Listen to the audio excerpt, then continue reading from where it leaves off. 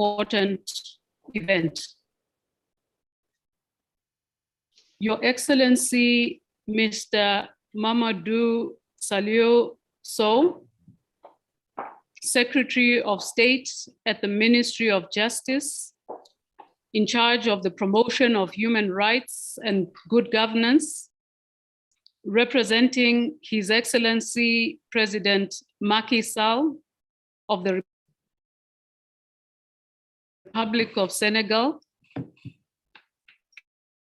Acting Director for Governance and Conflict Prevention of the Political Affairs, Peace and Security Department of the African Union Commission, representing His Excellency Mr. Musa Faki Mahamat, Chairperson of the African Union Commission, Honorable Commissioner Solomon Ayele Deso, Chairperson of the African Commission on Human and People's Rights, Honorable Joseph Ndaisenga, Chairperson of the African Committee of Experts on the Rights and Welfare of the Child, Dr. Robert Ino, Registrar of the African Court on Human and People's Rights, representing Honorable Imani Daud Aboud, President of the African Court on Human and People's Rights, distinguished representatives of state parties to the African Charter, honorable heads and representatives of organs of the African Union, honorable members of the African Commission on Human and People's Rights, representatives of national human rights institutions, representatives of international organizations, representatives of civil society organizations, distinguished ladies and gentlemen. It is my honor and pleasure to welcome you to this historic occasion in commemoration of Africa Human Rights Day and the 40th anniversary of the adoption of the African Charter on Human and People's Rights. This event, Your Excellencies, ladies and gentlemen, is hosted by the African Commission on Human and People's Rights, headquartered in Banjul in the Republic of the Gambia. Recognizing that the African Charter, whose 40th anniversary we take this opportunity to commemorate today, is one that has enabled the establishment of and inspired the existence of various organs of the African Union. This 40th anniversary event of 2021 is celebrated virtually by the African Commission on Human and People's Rights from Arusha, Tanzania, Republic of Tanzania, along with other organs of the Union and regional communities of the African continent that are all concerned with issues relating to human rights, democracy, and the rule of law in Africa. Therefore, the African Commission on Human and People's Rights is here in Arusha, brought from Arusha, Tanzania, and with it are technical and political level representatives of the following organs and RECs. Collectively, 11 AU organs and 8 RECs constitute collectively the African governance architecture. Along with our 8 RECs are the following organs: the African Union Commission, the Peace and Security Council, the African Court on Human and People's Rights, the Pan-African Parliament, the African Peer Review Mechanism, the African Committee on the Rights and Welfare of the Child, the African Union Commission on International Law, the African Union Board on Corruption, the Economic, Social, and Cultural Council, the New Partnership for Africa's Development, and 8 economic communities representing the various regional communities of Africa. Your Excellencies, ladies and gentlemen, my name is Lindiwe Khumalo. I'm the Acting Secretary to the African Commission on Human and People's Rights, and I will be your MC for this occasion. I'll be taking you through the order of proceedings in a short while.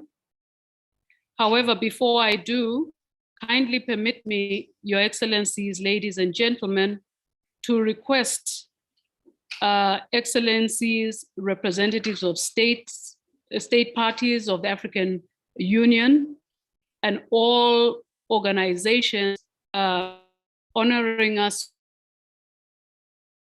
with it, to assume a solemn posture for the observance of the African Union anthem.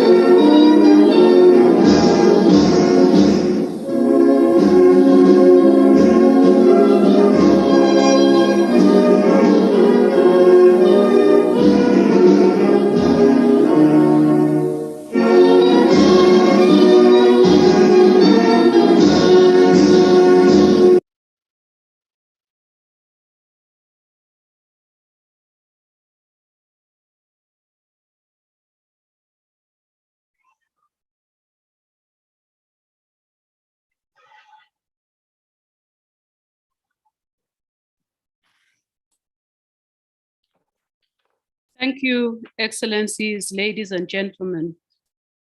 I will now take you through the order of proceedings for this important event. First, we will have a statement by Honorable Chairperson of the African Commission on Human and People's Rights. This will be followed by a statement by the President of the African Court on Human and People's Rights, delivered by the Registrar of the Court. Then we will have a statement from the Chairperson of the African Committee of Experts on the Rights and Welfare of the Child. This will be followed by the statement of His Excellency Musa Faki Mahamat, Chairperson of the African Union Commission, which will be delivered by Mr. Calix Mbari, Acting Director for Governance and Conflict Prevention of the Department of Political Affairs, Peace and Security of the African Union Commission.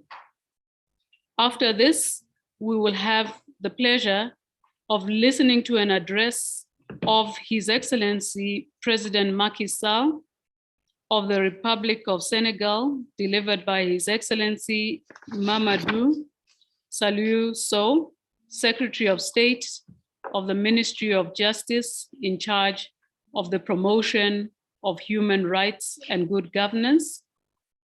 Thereafter, I will turn the floor to the Chairperson of the African Commission on Human and People's Rights, who will facilitate a general discussion on the theme of this year's celebration, Africa Human Rights, 40 years after the adoption of the African Charter on Human and People's Rights.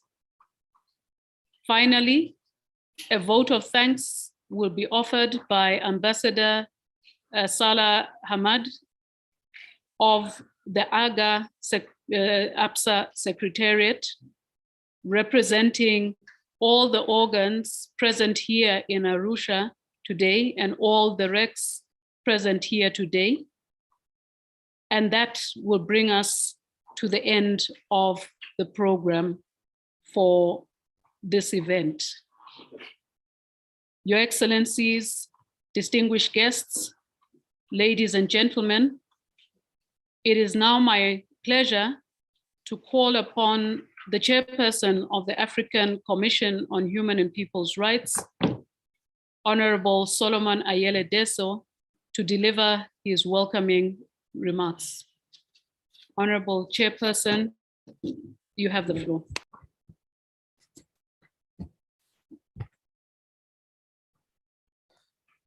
Thank you very much, Master of Ceremony of today's annual celebration of the African Human Rights Day, which we at the African Commission on Human and People's Rights, together with other members of the human rights family of the African Union, mark every year on the 21st of October, which is the date on which the African Charter on Human and People's Rights entered into force. This year is a unique occasion on account of the fact that the African Human Rights Day is being celebrated on the occasion of the 40 years anniversary of the African Charter on Human and People's Rights, the treaty establishing the African human rights system. Your Excellency, the Minister of State of the Ministry of Justice in charge of human rights and good governance, Mr. Mamadou Sow, Mr. Calix Mbari, Excellencies, distinguished representatives of the African Union,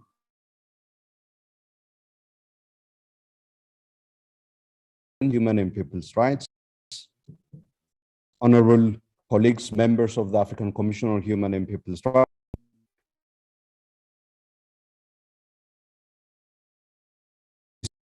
as we mark the African Human Rights Day, we also take time to commemorate and celebrate the adoption of the African Charter on Human and People's Rights 4 decades ago. The African Charter, as all of you know, occupies a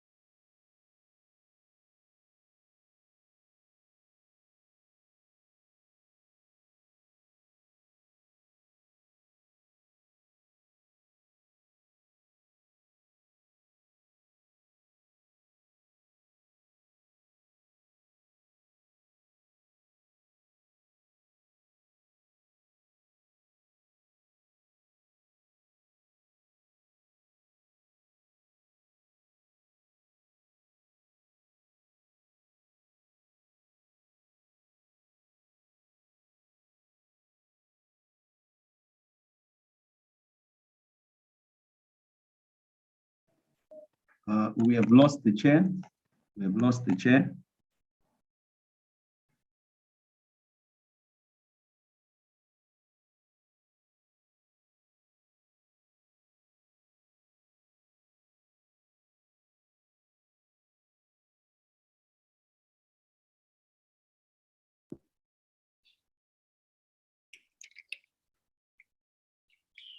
If Your Excellencies, ladies and gentlemen, will bear with us for a moment to reconnect the chair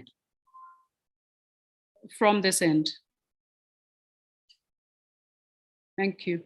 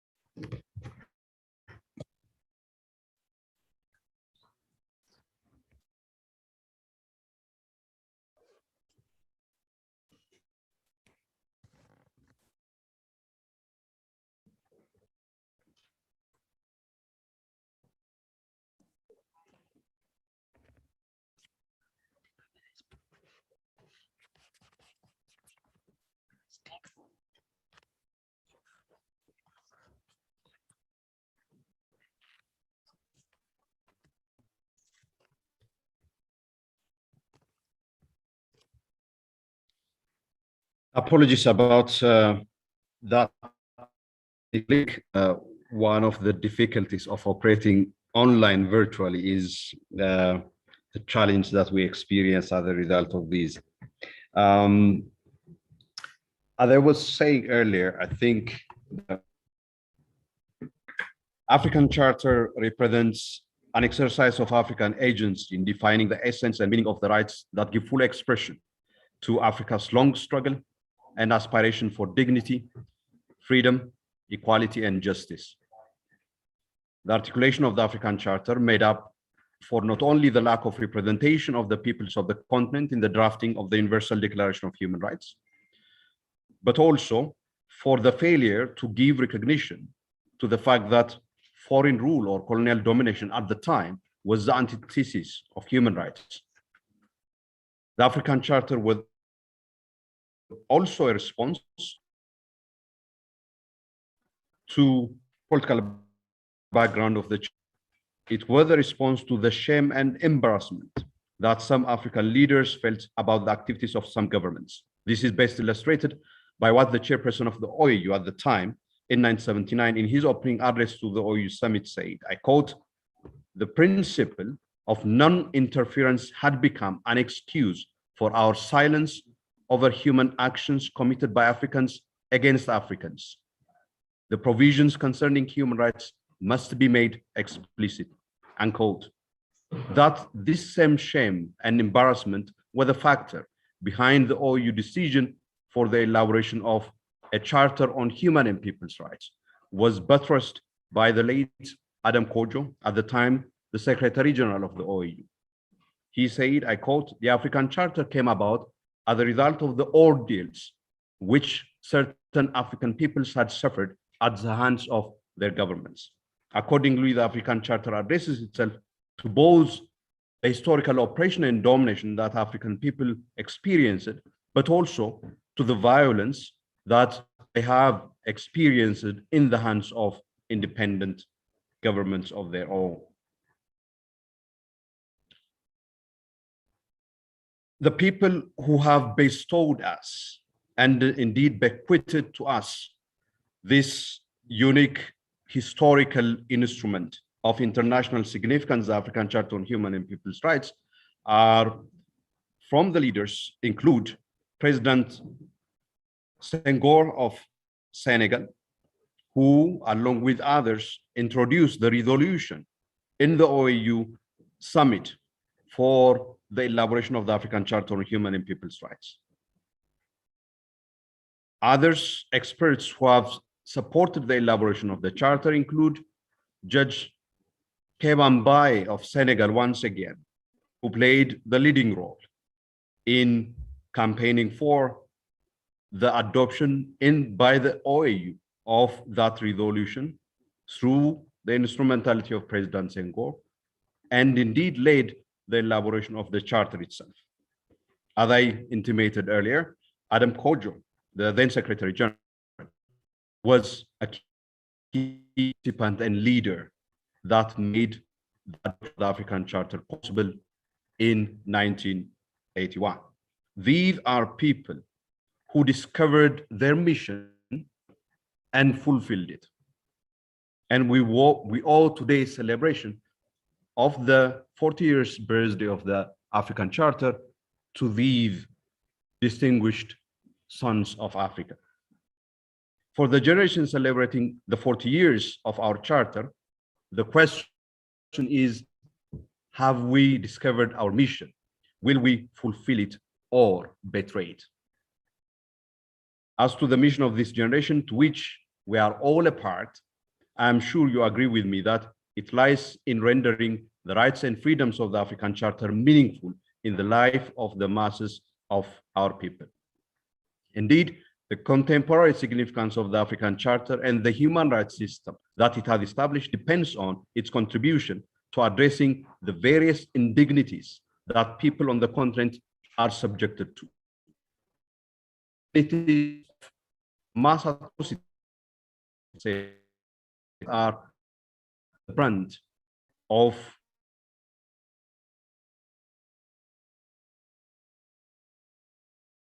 mass murder, rape, mass gender-based violence, which affects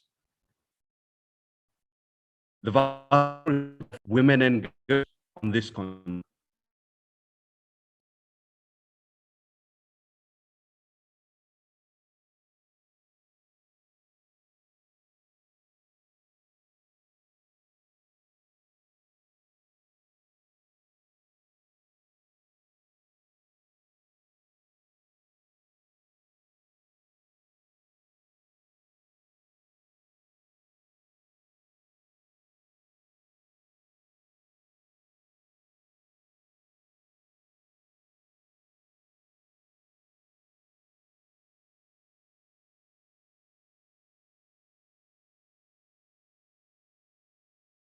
In the face of these indignities that I have outlined, it appears to me that we are failing. We are failing this generation of Africans. We are failing the people of the continent. And the very reason for our existence, the reason death for the human rights is for that of the African Union, as enunciated in Article 4 of the African Union Constitutive Act, is now under constant question. Will we rise to the challenge and deliver and respond, or will we fail as a generation? I do hope that we rise to the occasion and take the responsibility that is bestowed on us and of the masses of the people on our continent for fulfilling the rights and freedoms enshrined in the African Charter and those other instruments that have been adopted under the African Union system. I thank you for your kind attention, and I wish us a productive deliberation.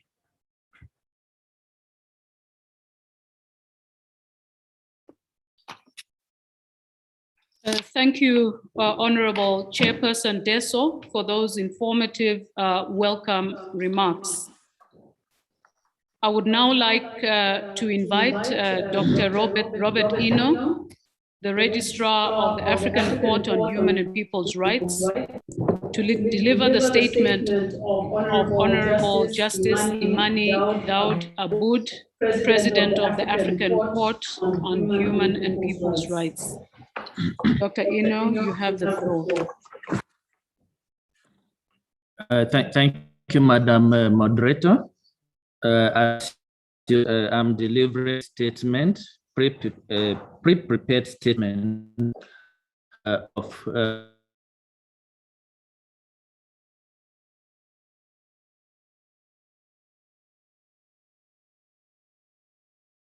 people's rights, who is on our absence. Excellency, Mr. Mamadou Salio Sow, Secretary of State at the Ministry of Justice in charge of the promotion of human rights and good governance, representing His Excellency Macky Sall, President of the Republic of Senegal, representatives of member states of the African Union, representative of the chairperson of the African Union Commission, the chairperson and commissioners of the African Commission on Human and People's Rights, the chairperson of the African Committee of Experts on the Rights and Welfare of the Child, the chairperson of the African Union Advisory Board on Corruption, representatives of regional economic communities, representatives of AU organs, the acting executive secretary of the African Commission on Human and People's Rights, representatives of national human rights institutions, civil society organizations, the academia and the media, distinguished ladies and gentlemen. Last year, we celebrated Africa Human Rights Day under the theme, Africa Human Rights Day, Building Back Better. It was one of the most challenging years for the promotion and protection of human rights as governments around the world experimented with measures to tackle the COVID-19 pandemic. Some of the measures seriously undermining the enjoyment of basic rights and freedoms.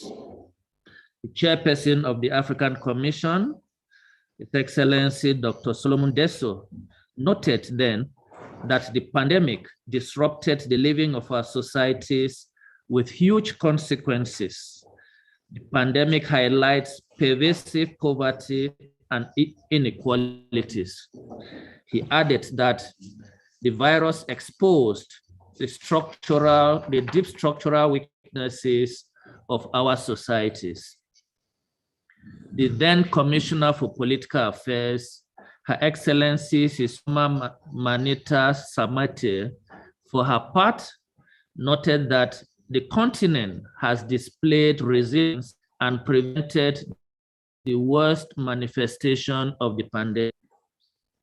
Distinguished participants, this spirit of resilience is firmly embedded in our Africanness as demonstrated throughout our history.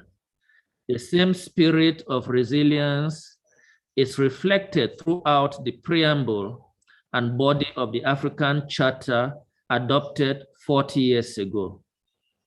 So as we commemorate Africa Human Rights Day today, under the theme, Africa Human Rights, 40 years on human and people, it is an opportunity to reflect where we are in the promotion and protection.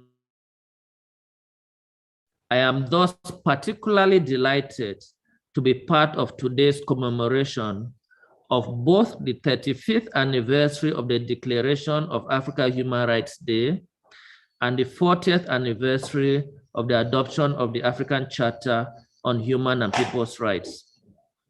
This milestone is even more remarkable given the socio-economic and political transition that Africa has undergone since 1981 when the Charter was adopted and 1986 when it entered into force. The fact that the Charter, on the one hand, remains a pivotal component of the human rights system, on the other hand, a bit of global innovation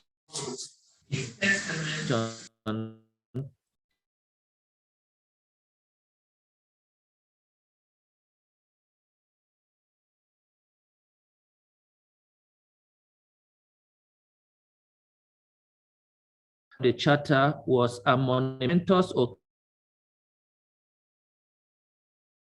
occasion in the history of the Union. It should not that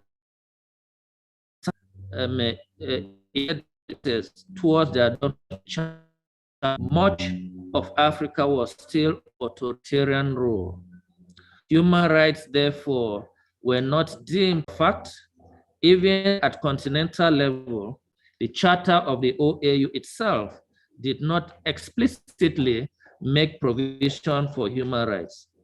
It is thus fair in the circumstances to posit that the processes towards the adoption of the Charter proceeded in a context that was generally not very receptive to human rights. That notwithstanding, I believe the framers of the Charter scored a remarkable with its adoption. I wish not to belabor the point here, but simply remark that the text of the Charter has put quite apart from the other regional human rights instruments. For one, the Charter for all the three, one instrument, coming at a time when globally there was still contestation and debate about third generation rights, remains an enduring contribution from Africa towards the acceptability not only of third generation rights, but also of the notion human rights are interdependent and indivisible. Distinguished participants, as I earlier alluded, the Charter remains the central plank in the African human rights system. Two of the human rights advisory of the rights system, Commission and the African, or directly or from the Charter. The Commission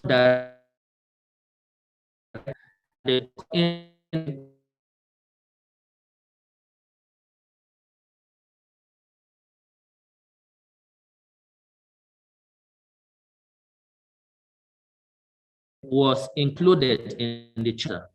This provision allowed the African Union additional may be necessary to implement the provisions of the Charter. The first in that of the has permitted to respond to sensitive human rights issues that it is on a separate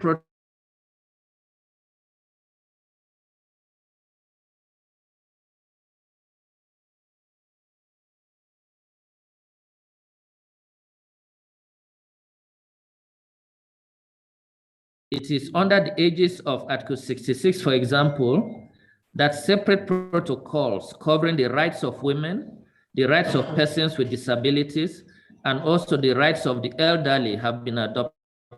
The protocols have served to enrich the human rights protective umbrella available on the continent. Just to note also that protocol establishing the court has served to bolster the mechanism for promoting and protecting human rights on our continent.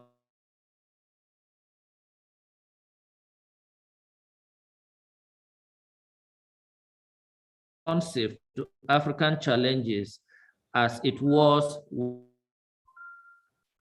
Excellencies, distinguished participants, in the same celebratory spirit, it would be remiss of me not to speak candidly on the complementarity of African human rights institutions that the African system has three supervised institutions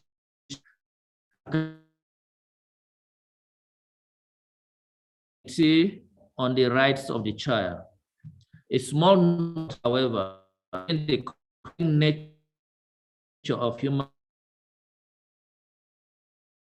rights, it should be accepted, do have roles in the promotion and protection of human rights, except that the three earlier mentioned supervisory institutions have an exclusive and primary human rights focus. A convenient starting point in assessing the complementarity is to note that the Court and the African Commission are by design built to be in a complementary relation. The text of the protocol, right from the preamble, makes this very clear. Complementarity between the Court and Commission is not optional. While the protocol thin on the details, aspects, join with those that have argued this lack of detail is a blessing in life, saying give the common and imagine and respective procedure room to configure complementarity in a fashion that works for the two institutions and for the enhancement of human rights on the continent. Against this background, it is regrettable that the Commission and the Court have not made significant progress in terms of realizing the complementarity envisaged in the protocol. Admittedly, both institutions procedures, and with that attempt to clarify aspects of their complementarity. But there is clearly more work to be done so as to give complementarity full meaning. At the moment, there is no statutory prescription suggesting complementarity amongst the committee. Does it suggest, therefore, that complementarity should be limited to the Commission and the Court? In my view, the three institutions are part of the same human rights family, which is administered under the African Union. I would contend, therefore, that a purposive interpretation of the various founding instruments, including the African Charter, supports the conclusion that there must be complementarity amongst all AU human rights organs, not just the Court and the Commission. Given the prominence that the Constitutive Union plays on human rights, only natural to conclude that all human rights institutions and all AU organs and institution-related mandates must work together to fulfill the Commission, Committee of Parts on the Rights of the Child must therefore contribute positively towards the realization of complementarity. This would support the broader continent, of which is our collective responsibility. Distinguished participants, dear colleagues, allow me to wind up with one or two observations about the Charter, given the context that has been shaped by the Agenda 2063. In my view, the African Union's Agenda 2063 confirms rather than diminishes the continued relevance of the African Charter in Africa's pursuit of its developmental agenda. This is all very clear from the overtly human rights language of the aspirations and priority areas identified in Agenda 2063. By way of illustration, achieving prosperous Africa based on inclusive growth and sustainable development, and also realizing good governance and democracy require of necessity progress in the promotion and protection of human rights. This intrinsic relationship between human rights, development, and peace has been universally established.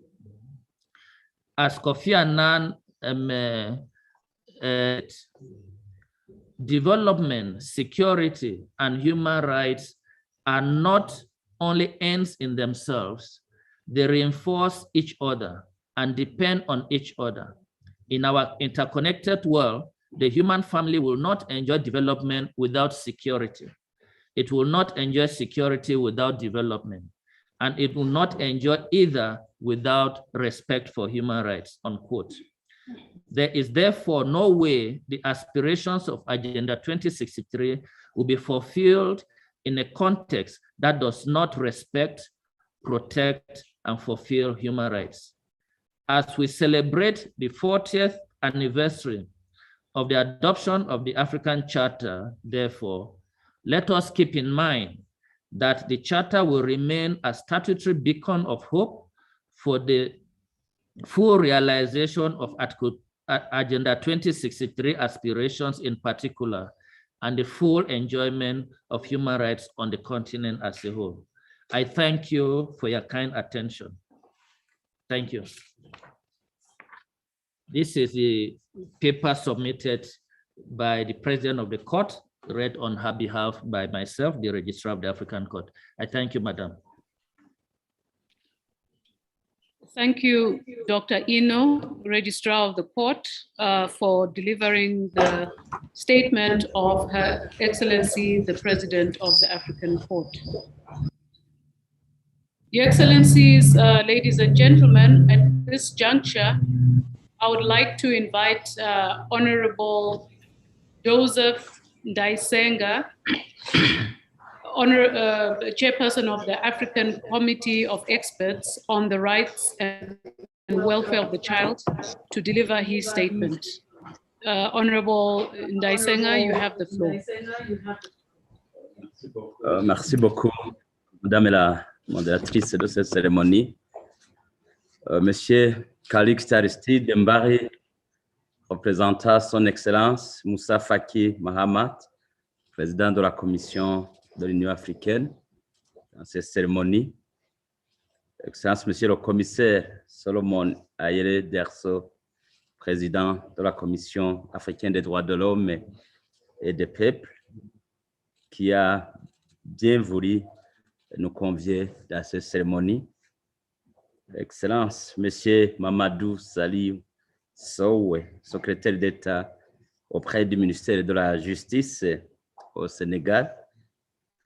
Dr Robert Eno, représentant son Excellence Madame le juge Iman Daoud Aboud dans cette cérémonie. Distingués représentants des États membres, honorables Mesdames et Messieurs les représentants des différents organes et institutions de l'Union africaine, Mesdames et Messieurs les représentants des communautés économiques régionales, Mesdames et Messieurs les représentants des institutions nationales des droits de l'homme, Mesdames et Messieurs les représentants des organisations internationales et intergouvernementales, Mesdames et Messieurs les représentants des partenaires de développement, des organisations de la société civile et des médias, distingués invités, Mesdames et Messieurs, tout protocole observé. C'est un honneur pour moi de représenter le Comité africain d'experts sur les droits et le bien-être de l'enfant aujourd'hui à l'occasion de la commémoration de la Journée africaine des droits de l'homme, une journée au cours de laquelle nous célébrons également le 40e anniversaire de l'adoption de la Charte africaine des droits de l'homme et des peuples. Excellences, honorables distingués participants, Mesdames et Messieurs. Permettez-moi tout d'abord de féliciter la Commission africaine des droits de l'homme et des peuples et la Cour des droits de l'homme et des peuples pour le travail considérable qu'elle a accompli afin de garantir la mise en œuvre des droits inscrits dans la Charte. Je félicite également les autres organes de l'Union africaine, les communautés économiques régionales, les États membres et les diverses organisations et institutions pour leurs efforts inlassables dans la mise en œuvre de la Charte. Et ceci est une indication de l'engagement à assurer la promotion et la protection des droits de l'homme et des peuples en Afrique. Excellences, honorables, distingués participants, mesdames et messieurs. Comme vous le savez tous, la Charte africaine des droits et du bien-être de l'enfant coexiste étroitement avec la Charte africaine des droits de l'homme et des peuples. En tant qu'organe établi pour promouvoir et protéger les droits de l'enfant et poursuivre la mise en œuvre de la Charte africaine des droits et du bien-être de l'enfant, le comité a réalisé certaines avancées dans la réalisation des droits de l'enfant qui sont protégés par la Charte. Également, nous pouvons, sans être exhaustifs, citer ces quelques réalisations. La tenue de 36 sessions ordinaires, dont une session extraordinaire, l'examen de plus de 40 rapports d'État parties, l'examen et la finalisation de 10 communications, tandis que des communications sont en cours de règlement à l'amiable. L'élaboration et l'adoption de cette observation générale sur les dispositions de la Charte africaine des droits et du bien-être de l'enfant, des missions d'évaluation de la situation des enfants touchés par les conflits armés au Sud-Soudan et en République centrafricaine, ainsi que des missions d'établissement des faits en Mauritanie et au Soudan, entre autres. La finalisation de 5 études continentales sur la situation des enfants en Afrique et l'octroi du statut d'observateur à 34 organisations, et j'en passe.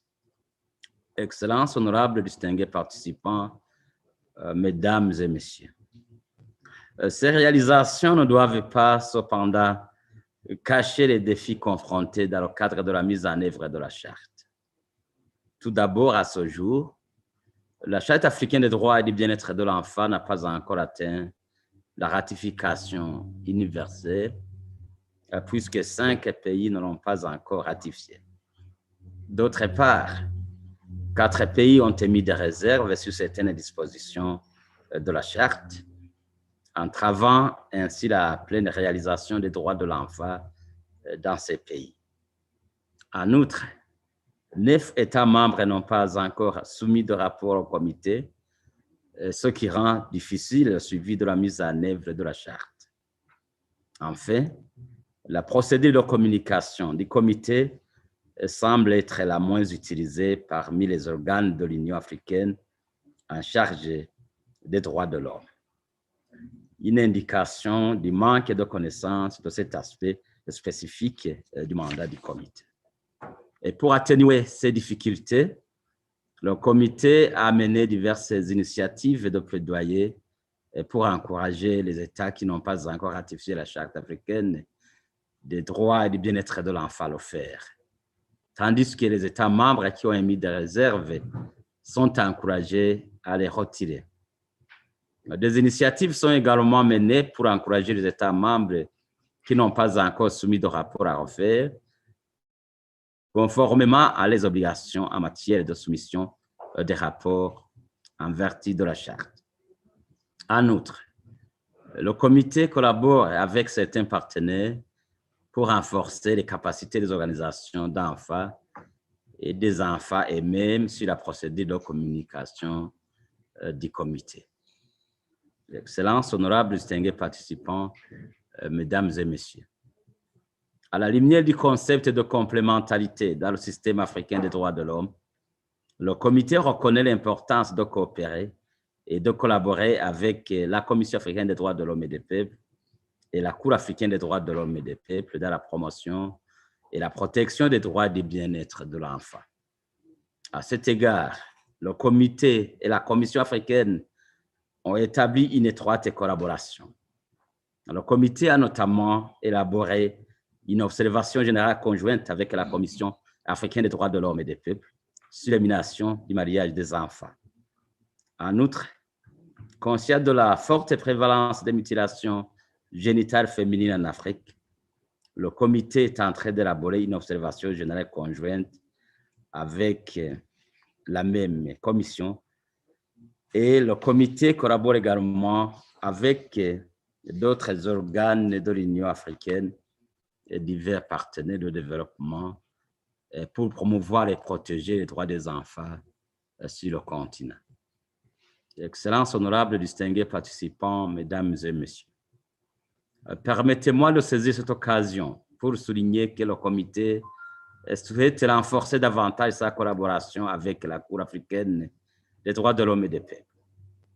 À l'heure actuelle, la relation entre le comité et la Cour n'est pas si évidente car il n'existe aucune disposition explicite précisant cette relation dans la Charte africaine des droits et du bien-être de l'enfant, la Charte africaine des droits de l'homme et des peuples et le protocole relatif même à la création de la Cour africaine. À cet égard, le comité espère que le comité technique spécialisé sur la justice et les affaires juridiques accélérera la finalisation de l'étude qui facilitera la décision des organes délibérants d'amender l'article 5 du protocole de la Cour africaine des droits de l'homme et des peuples afin de permettre au comité de soumettre des cas à cette Cour. Cela permettrait non seulement de renforcer le mandat du comité, mais aussi d'offrir aux défenseurs des droits de l'enfant des moyens d'accéder à la Cour lorsque les États n'ont pas fait la déclaration requise pour permettre l'accès individuel à la Cour et de tenir ainsi les États redevables. Cela permettra également d'assurer une collaboration à la fois fonctionnelle et statutaire entre la Cour africaine des droits de l'homme et des peuples, la Commission africaine des droits de l'homme et des peuples et le Comité africain d'experts sur les droits et le bien-être de l'enfant. En outre, cela favorisera la collaboration de trois principaux organes de l'Union africaine chargés des droits de l'homme afin d'harmoniser leur efficacité. Excellences, honorables, distingués participants, mesdames et messieurs, tout protocole observé. Permettez-moi de conclure en soulignant qu'en tant que comité, nous nous engageons à continuer à assurer la mise en œuvre de la Charte africaine des droits et du bien-être de l'enfant et la protection des droits de l'enfant sur le continent, afin de garantir que chaque enfant en Afrique jouisse de ses droits dans une Afrique digne des enfants, comme le stipule même l'agenda 2040 pour les enfants en Afrique à travers ces 10 aspirations. Je vous remercie de votre aimable attention.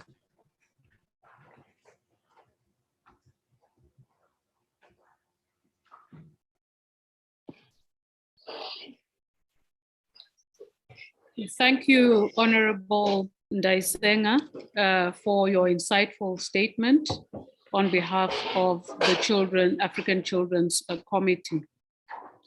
Your Excellencies, ladies and gentlemen, allow me now to invite Mr. Calix Mbari, Acting Director for Governance and Conflict Prevention of the Political Affairs, Peace and Security Department of the African Union Commission, to deliver a statement on behalf of His Excellency Musa Faki Mahamat, the Chairperson of the African Union Commission.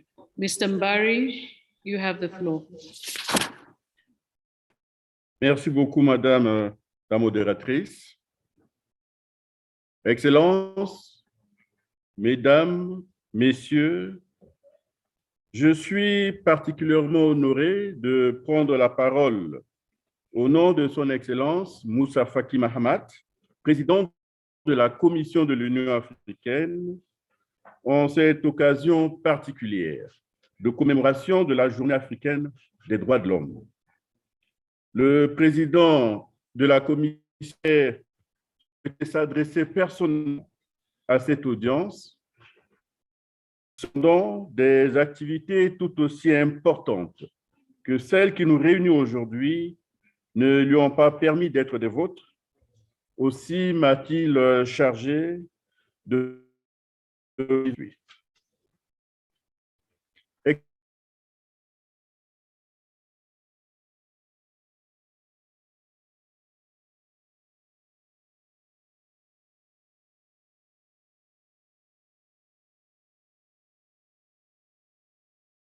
Haile Derso, président de la Commission africaine des droits de l'homme et des peuples,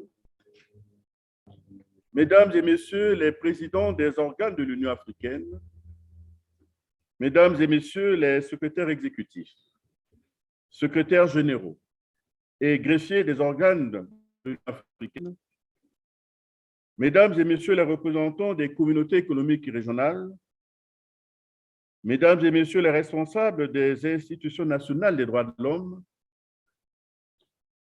Mesdames et Messieurs les représentants des organisations internationales et partenaires de l'Union africaine, Mesdames et Messieurs de la société civile et des médias, Mesdames et Messieurs, chers amis africains. Je voudrais, à l'occasion de la Convention de l'homme, ce jeudi 21 octobre 2021, souhaiter à tous une bonne journée africaine des droits de l'homme 2021.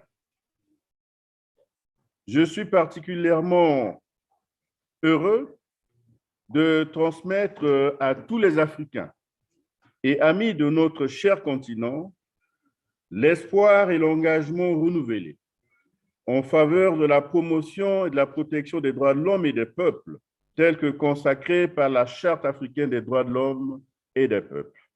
Chaque année, la Journée africaine des droits de l'homme est célébrée le 21 octobre pour marquer l'entrée en vigueur de la Charte africaine des droits de l'homme et des peuples, le traité fondateur du système africain des droits de l'homme et des peuples.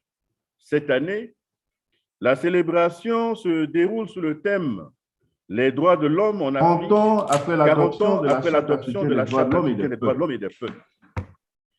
La commémoration de cette année est l'occasion de faire le point sur le parcours de 4 décennies de la Charte africaine et de réfléchir à l'état actuel des droits de l'homme et des peuples en Afrique. Cette année, la commémoration de la Journée africaine des droits de l'homme sert à réaffirmer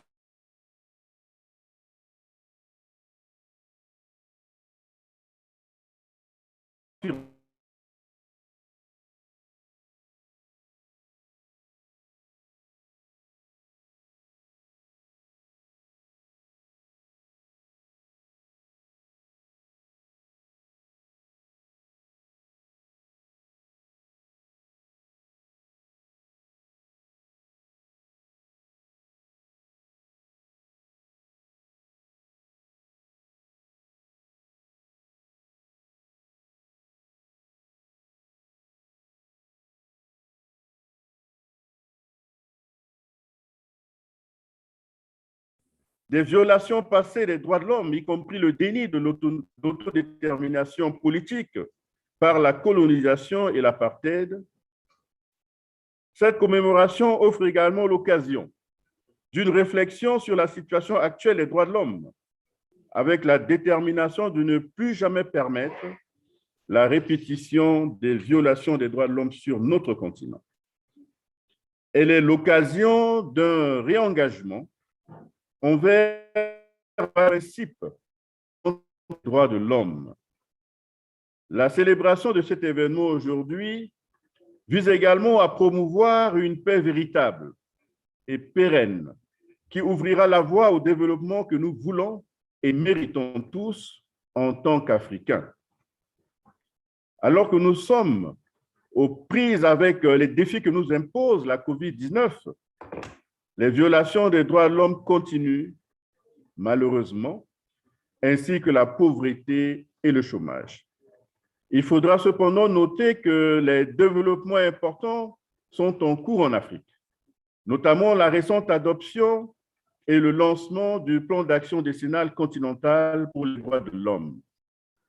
Cette initiative clé nécessite notre engagement collectif pour garantir son impact et sa durabilité. L'Union africaine et ses États membres ne peuvent accomplir seuls cette énorme tâche. Toutes les mains, y compris celles de la société civile, des médias et du secteur privé, doivent être sur le pont pour la pleine réalisation de l'objectif des droits de l'homme et des peuples. Cet engagement ne permettra pas seulement d'approfondir la culture des droits de l'homme sur notre continent,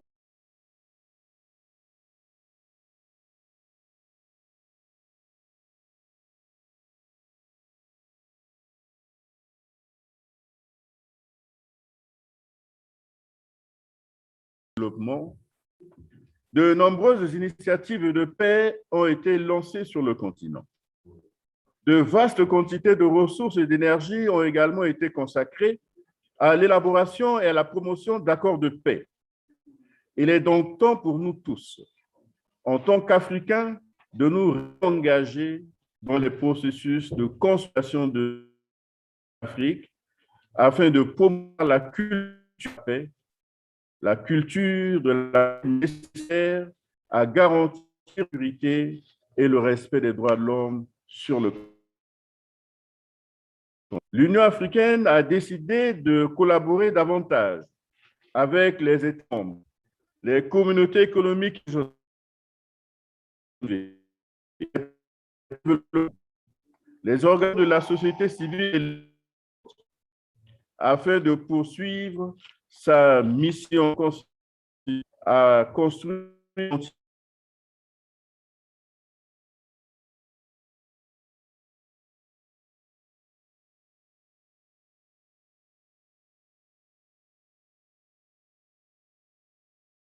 Afrique. Une bonne journée africaine des droits de l'homme et je vous remercie. Tel est le contenu du message que son Excellence Moussa Faki Mahamat, président de la Commission de l'Union africaine, m'a chargé de bien vouloir délivrer en cette occasion particulière de célébration de la Journée africaine des droits de l'homme. Je vous remercie.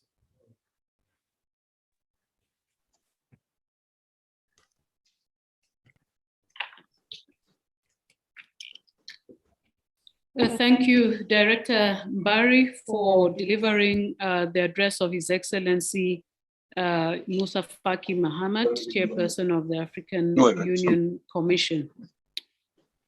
At this point in the proceedings and in keeping with protocol, I would like now to invite our Chairperson, Honorable Solomon Ayele Deso, to take the floor and introduce the next speaker. Honorable Chairperson, you have the floor. Thank you very much, Madam Master of Ceremony.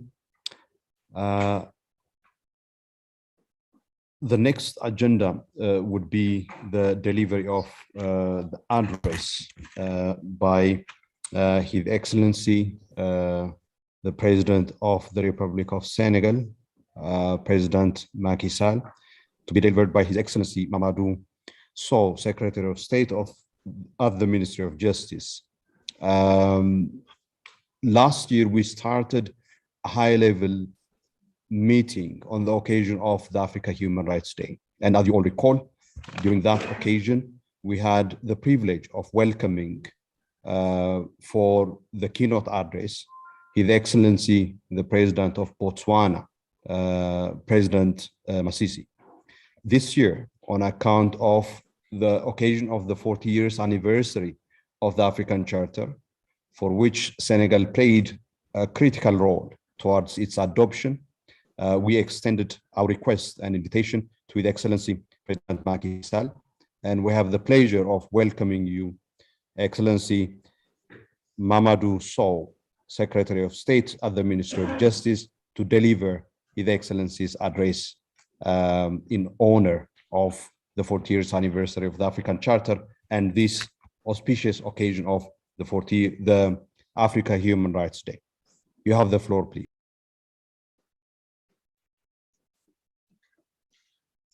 Merci beaucoup, Monsieur le Président. Merci, Madame Oumalo. Monsieur le représentant du Président de la Commission de l'Union africaine, Monsieur le Président de la Commission africaine des droits de l'homme et des peuples, Monsieur le représentant de la présidente de la Cour africaine des droits de l'homme et des peuples, Monsieur le Président du Comité africain d'experts des droits et du bien-être de l'enfant, Mesdames, Messieurs, en vos rangs, grades et qualités. C'est avec un réel plaisir que je viens, en ma qualité de secrétaire d'État chargé de la promotion des droits humains, représenter son Excellence Monsieur Macky Sall, président de la République du Sénégal, à cet événement de haut niveau marquant la célébration de la Journée africaine des droits de l'enfant. Comme chaque année, nous commémorons aujourd'hui, 21 octobre 2021, l'entrée en vigueur de la Charte africaine des droits de l'homme et des peuples. Au moment où nous célébrons cette journée, nos pensées vont naturellement aux illustres hommes et femmes du continent qui ont grandement contribué par leur leadership et leur savoir-faire à asseoir ce socle de notre système continental en matière de promotion et de protection des droits humains. Je ne peux manquer ici d'évoquer le rôle pionnier joué par mon compatriote, feu le juge Kéba Mbaye, pour sa contribution ô combien importante et déterminante, tant dans le processus de codification des règles qui structurent le dispositif de la charte, que dans la promotion de celle-ci dans le corpus universel des instruments juridiques sur les droits humains. En effet, la Charte africaine des droits de l'homme et des peuples est bien le texte fondateur des normes, règles, principes et institutions promouvant et encourageant sur le continent africain les pratiques démocratiques, la bonne gouvernance et l'état de droit, la protection des droits humains et des libertés fondamentales, le respect du caractère sacré de la vie humaine. Le devoir de mémoire commande que nous nous inclinions encore une fois devant celle des dignes fils et filles du continent qui ont payé de leur vie pour que ces droits et libertés soient une réalité, à tout le moins reconnue au sein de nos États. Mesdames et Messieurs, au moment où nous célébrons cette journée, 40 ans après l'adoption de la Charte, nous devons surtout nous interroger sur les résultats obtenus et les défis à relever, les moyens déployés et les ressources à engager. Bref, nous devons revisiter le chemin parcouru et tracer celui qui reste à faire. Aujourd'hui, il est clair que l'Afrique a réalisé des progrès indéniables en matière de promotion et de protection des droits humains. Mais, pour autant, le combat reste d'actualité, même si les théâtres et les stratégies ont peut-être changé. Toujours est-il que nous devons garder le cap, remobiliser les parties prenantes et réaffirmer notre engagement en faveur du respect et de la protection des droits humains en Afrique. En effet, nous ne pouvons pas rester inertes face aux multiples dangers qui menacent les droits et libertés garantis par la Charte et compromettent le bien-être des citoyens africains.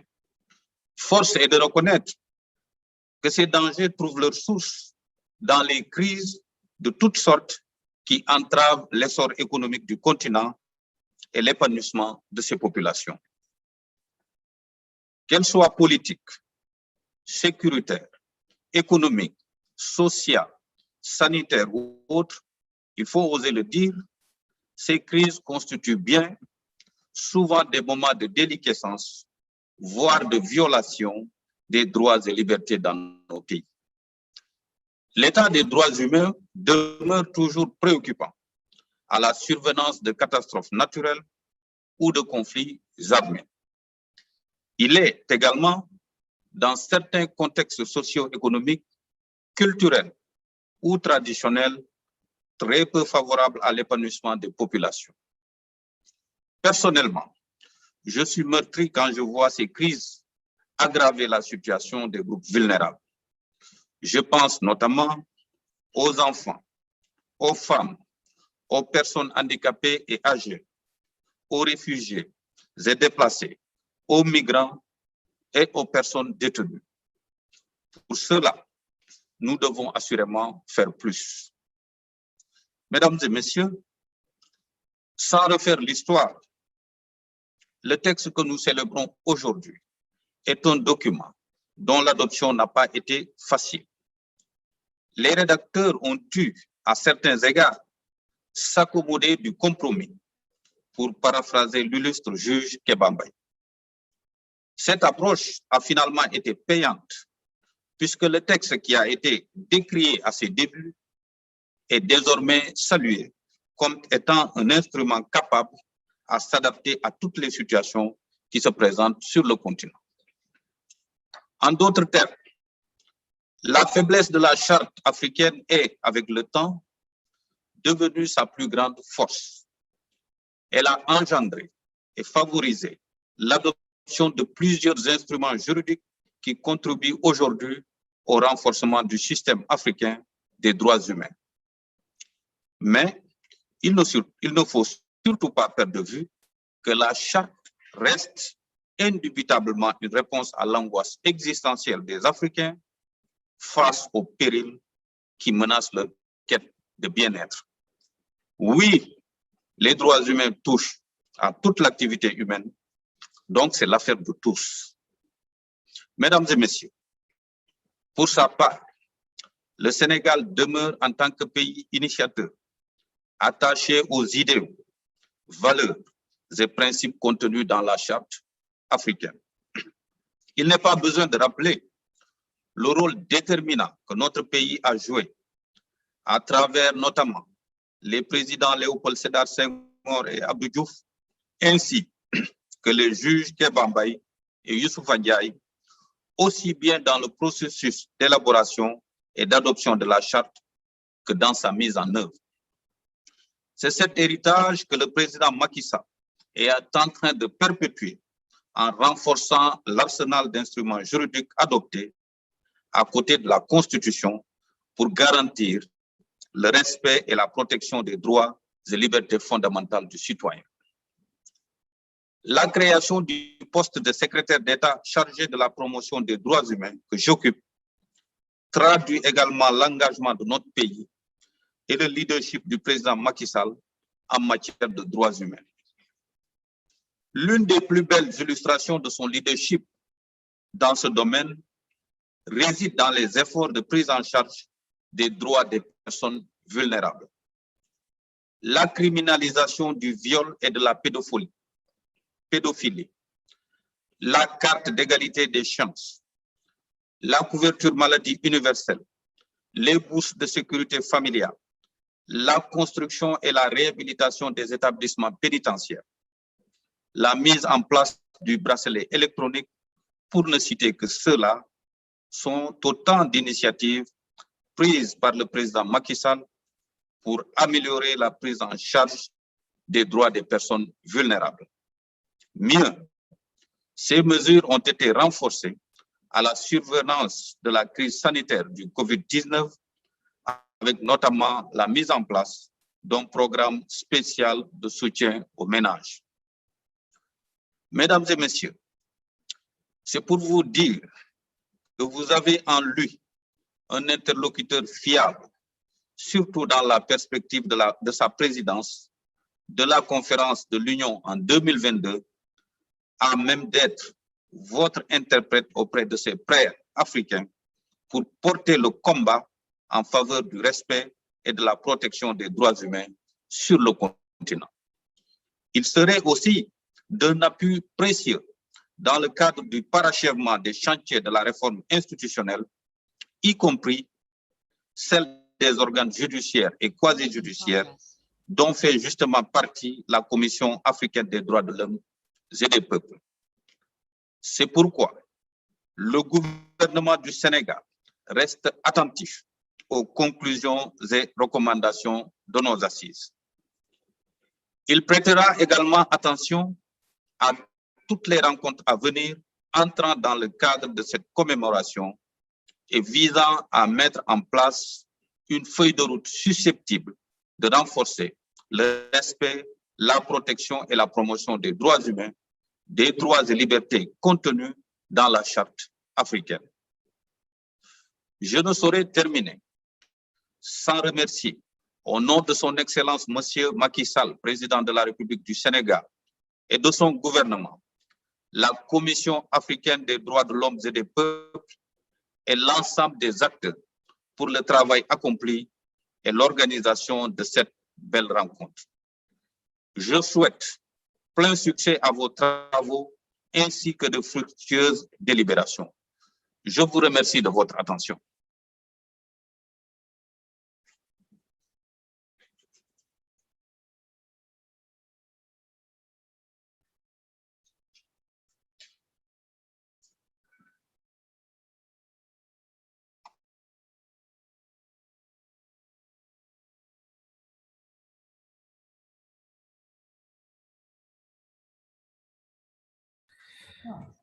Thank you very much, Your Excellency, Mamadou Sow, for your address on behalf of His Excellency, President Macky Sall of Senegal.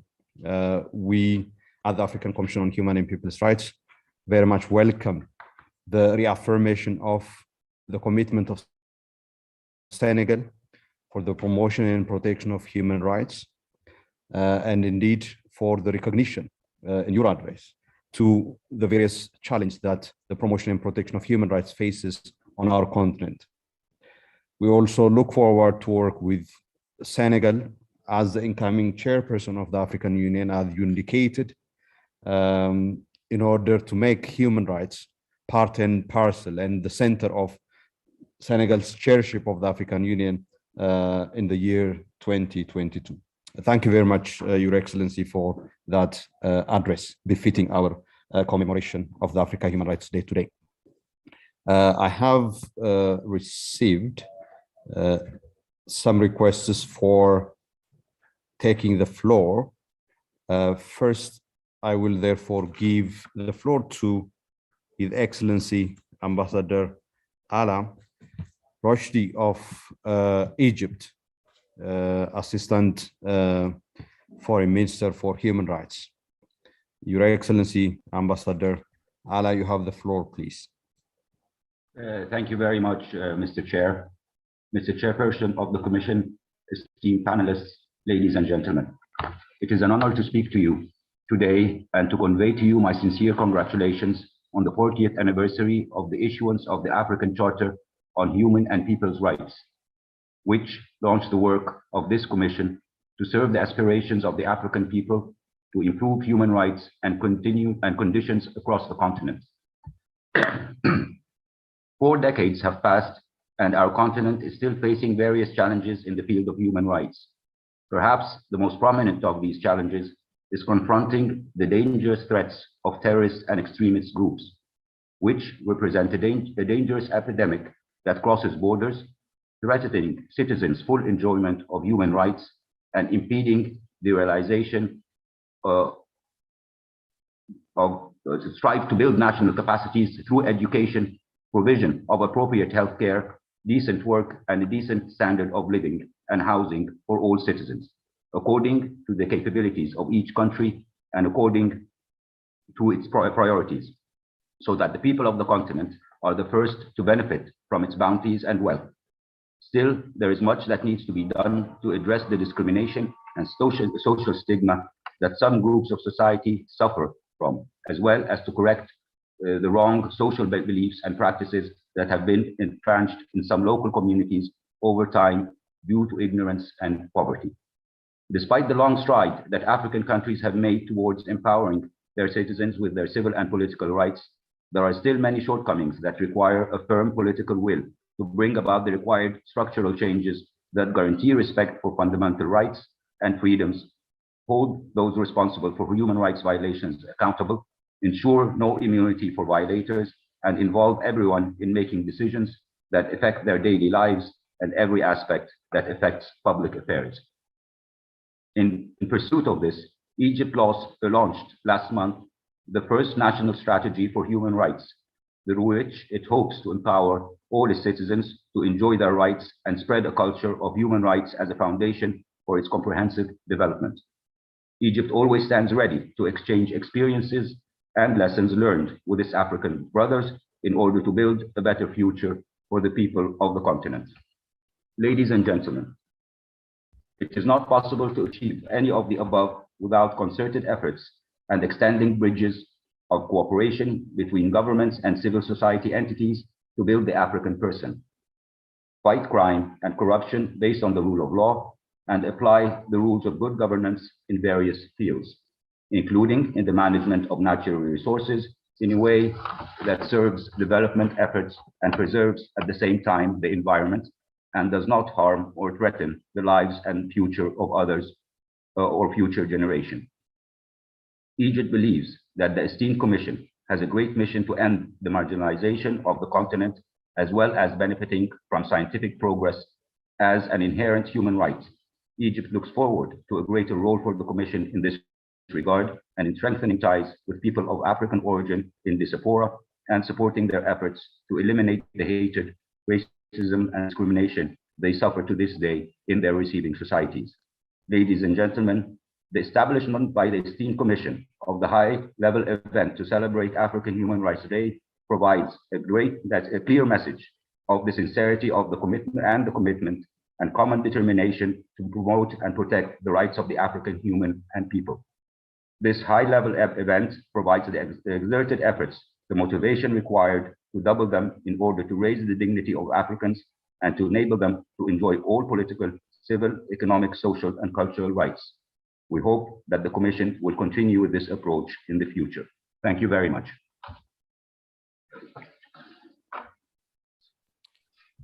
Thank you very much, Your Excellency, Ambassador Rashid, for your intervention, which we at the African Commission welcome. As the African Commission on Human and People's Rights, we consider the participation of member states and the reaffirmation of their commitment to human and people's rights as an important matter for achieving the ideals and principles of the African Charter on Human and People's Rights. There is another request also from Animu Risasi Animu Alteu Foundation.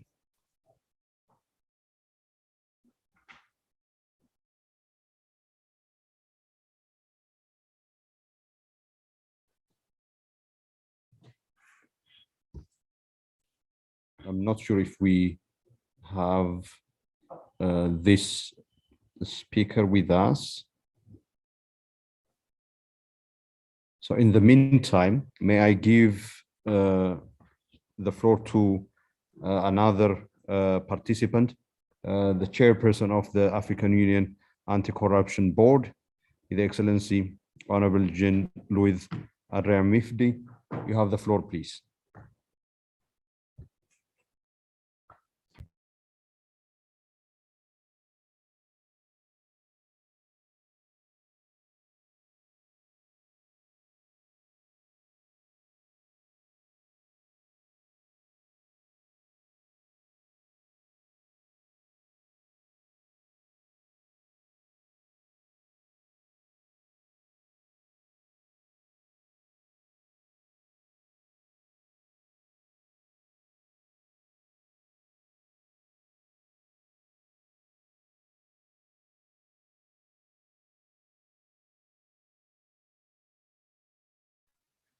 Merci, Monsieur le Président.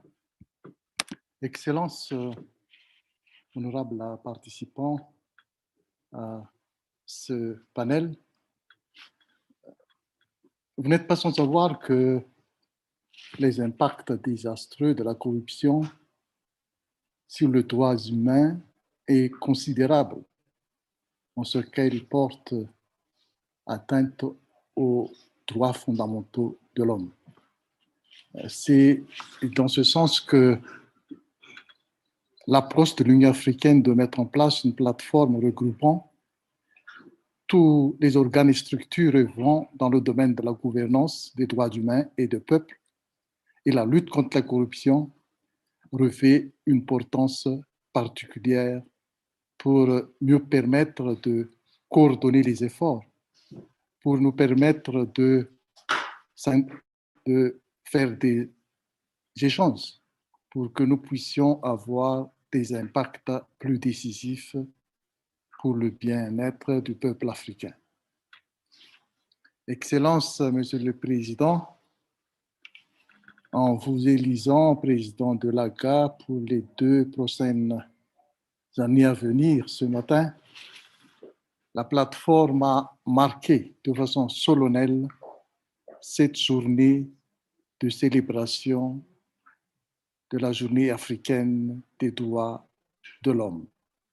Aussi, au nom du Conseil consultatif de l'Union africaine sur la corruption, je tiens à vous adresser toutes mes félicitations et de vous assurer que le Conseil consultatif sera toujours là pour vous accompagner dans les objectifs communs que nous avons dans le cadre de nos missions respectives. Nous vous souhaitons plein succès dans cette mission et vous assure que, quels que soient les obstacles, quelles que soient les contraintes que nous devons devoir surmonter, nous aurons cette plateforme qui devrait nous permettre de se concerter à tout moment et à tout instant pour essayer de les surmonter. Je ne serai pas long et avant de terminer, je vous souhaite une bonne journée africaine des droits de l'homme et souhaite à tous les Africains un avenir meilleur dans le cadre de cette célébration et bonne journée africaine des droits de l'homme à tous. Merci, Excellence.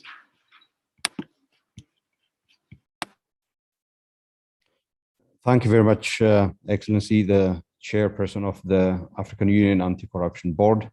The Anti-Corruption Board indeed plays a very important role in the advancement of good governance and the promotion of human and people's rights, particularly as they relate to economic, social, and cultural rights. So we welcome your commitment and support to the promotion and protection of human rights. We now have the network of African human rights institutions represented by Mr.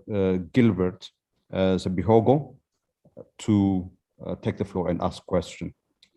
Mr. Gilbert, you are welcome, please. Merci beaucoup, Excellence, Président de la Commission africaine des droits de l'homme et du peuple. Excellence, Monsieur le secrétaire d'État Mamadou Salih Sow, Sénégal. Je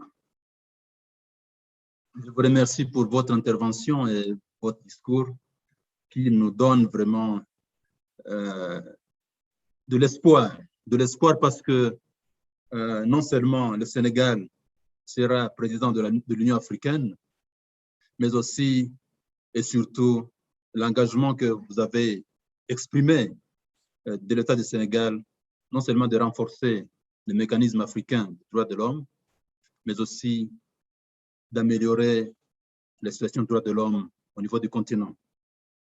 Le mécanisme africain des droits de l'homme et du peuple sont nos mécanismes. Nous y croyons vraiment et nous faisons tout pour les promouvoir et assister à leur, disons, pour qu'ils puissent atteindre les objectifs. Mais comme vous le savez, ils ne peuvent pas fonctionner seuls. Ils ont des partenaires et ces mécanismes ne peuvent être efficaces que si, au niveau de nos États, au niveau national, les institutions et les mécanismes sont aussi forts. Nous n'avons cessé de plaider pour le renforcement des institutions au niveau national. Mais il se peut que, au niveau du Sénégal, l'institution nationale, depuis déjà bientôt 10 ans, ne fonctionne plus normalement. Et vous le savez, surtout que vous êtes en charge de la justice et des droits de l'homme. Ça, c'est le Comité sénégalais des droits de l'homme qui, depuis bientôt 10 ans, a perdu son statut. Il est inefficace et n'obtient aucun soutien de la part du gouvernement. Nous avons plaidé depuis 2013, peut-être que vous avez l'information, nous avons évalué les comités sénégalais, nous avons proposé des recommandations. Nous avons organisé une table ronde à laquelle le Premier ministre, Abdoul Mbaye lui-même, a participé, le président de l'Assemblée nationale a participé, le président de la Cour suprême a participé, et même le président de la République lui-même, il a envoyé son conseiller. Il y a eu des engagements comme quoi ils assisteront le comité sénégalais à devenir une institution forte et crédible. Depuis lors, rien ne s'est passé, malgré des missions de plaidoyer, malgré des tentatives d'aider l'institution, rien ne s'est fait. Et même, je peux vous dire que le blocage, il est clair. Alors nous, on veut tout simplement en appeler à votre bonne volonté de renforcer les mécanismes nationaux parce que les mécanismes régionaux, continentaux, auxquels nous croyons ne peuvent pas être efficaces si au niveau national, il n'y a aucun signe d'aider les institutions à opérer et à fonctionner de manière efficace et être utile et servir le peuple en protégeant leurs droits. Donc, c'est un appel que je lance, Excellence, Monsieur le secrétaire d'État, et j'espère que cet appel produira des résultats positifs. Merci beaucoup, Monsieur le Président de la Commission africaine, pour m'avoir accordé cette opportunité d'encore une fois plaider pour les institutions nationales, espérant que l'appel va être suivi et une réponse adéquate sera donnée. Merci beaucoup, Monsieur le Président. Je vous souhaite une belle journée. Thank you very much. Thank you very much, Mr. Zabihogo, for being a voice for national human rights institutions. And I have no doubt that His Excellency Mamadou Sow and indeed the government of Senegal will give a positive feedback and response to this important question. So I will give the floor to His Excellency Mamadou Sow once we receive further inputs. So, Your Excellency, if you, merci beaucoup, Monsieur le Président. With me for a few more minutes. I'll come. Okay. Merci beaucoup, Monsieur I'll le come Président. back to you. There may be other questions, Your Excellency. If you just wait for a bit. Okay, thank you. D'accord. Earlier on, we had a request to speak from Animu. So I give the floor to you now.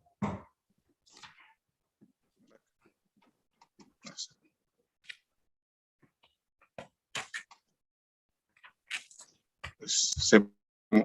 J'ai la parole. to say. If you could bear with us, Your Excellency, if there are other questions that may be directed to you, so that you answer them together. Okay, I don't think that we have the person by the name Animu.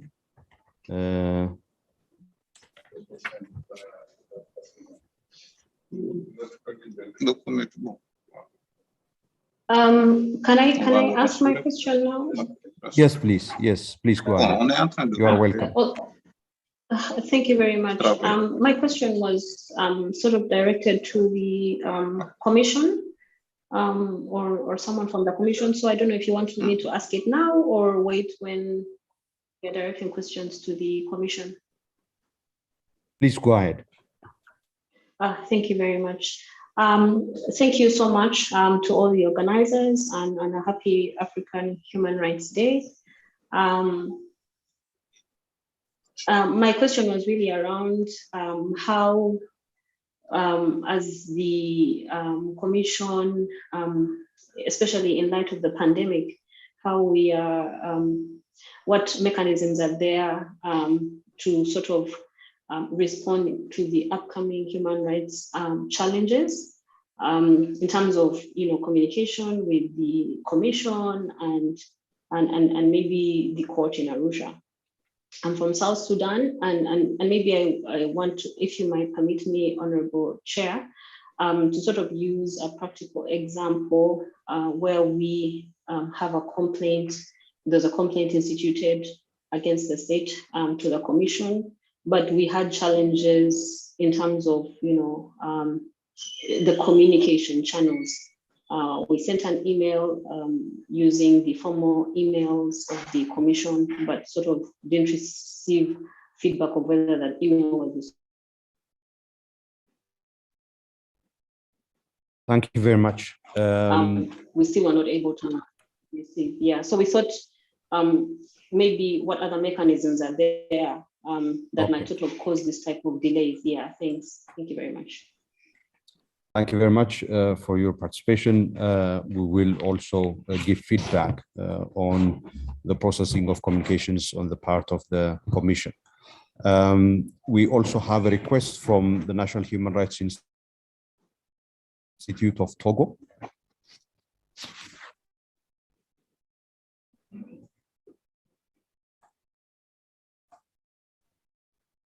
Merci beaucoup, Monsieur le Président. Je voudrais, au nom du président de la Commission nationale des droits de l'homme du Togo et de l'ensemble des commissaires ici présents, remercier la Commission de l'Union africaine et l'ensemble des organisateurs de cet événement de haut niveau.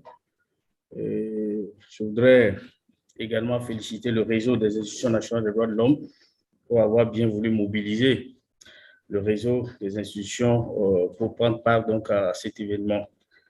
Monsieur le Président, Mesdames, Messieurs les participants, je pense que les 40 ans de la Charte africaine des droits de l'homme est un événement qui devrait être l'occasion de faire le bilan, comme nous l'avons observé pour certains tout à l'heure.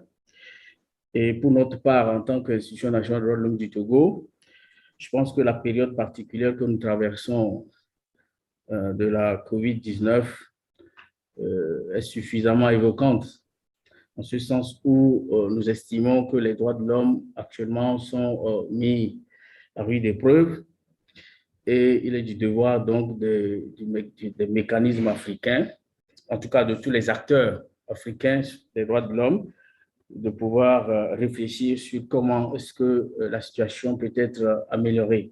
En tout cas, le constat est clair, c'est que nous ne sommes pas, les signaux ne sont pas ouverts.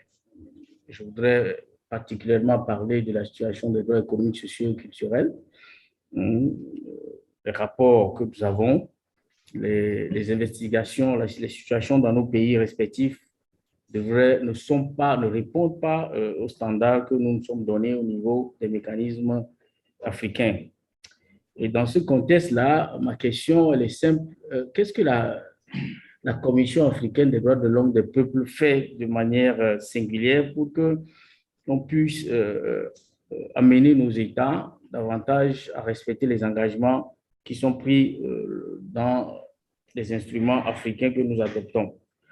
Nous savons que la Commission africaine reçoit les rapports de mise en œuvre de la charte, mais au-delà de la présentation de ces rapports, nous estimons que les visites de terrain devaient être d'une grande utilité parce que ça devait être l'occasion de faire des partages d'expériences et d'appuyer les États, les gouvernements pour les défis qu'il reste à relever. Et donc, je voudrais savoir, dans ce contexte particulier de la COVID-19, quels sont les efforts que la Commission africaine des droits de l'homme et des peuples a pu déployer pour accompagner les États en ces moments difficiles. Ensuite, est-ce qu'il y a des directives qui ont été prises, par exemple une observation générale de la Commission africaine des droits de l'homme et des peuples sur deux questions par exemple particulières, la notion donc de restriction inhérente à la période particulière de la COVID-19. Vous n'êtes pas sans savoir que bon nombre de nos États aujourd'hui sont sous état d'urgence. Celui qui dit état d'urgence dit restriction des libertés fondamentales. Et il y a quand même des standards qu'il faut respecter. Est-ce que la Commission africaine des droits de l'homme a pu sortir une orientation générale, une observation générale sur comment est-ce que cette période particulière-là doit être abordée sans pour autant négliger la nécessité donc de respecter les droits de l'homme? C'est la même chose, par exemple, quand nous prenons la question de la vaccination. Est-ce que la Commission africaine des droits de l'homme a une approche droits de l'homme sur cette question-là qui pourrait orienter, n'est-ce pas, nos actions au plan national? Merci beaucoup, Monsieur le Président.